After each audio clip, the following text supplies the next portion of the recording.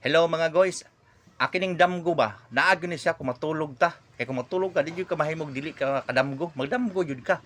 Pero magdepende na si mo ha. Pananglitan, hago kay imong lawas pag adlaw, di ba?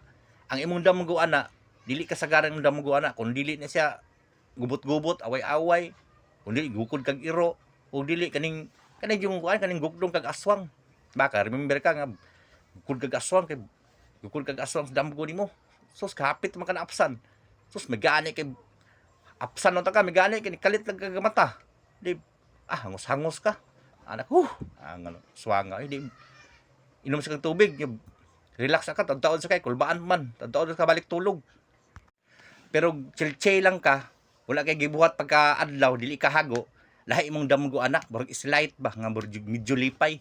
Sus kay timingan man tong mong karas-karasaw ng panahon nga sus mao man gini na damguhan nimo. Ala perti nagdit-dit mo, gakos-gakos mo.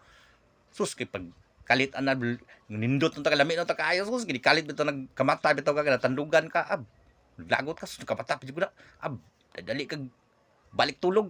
Di na kabalik tulog di na masumpay.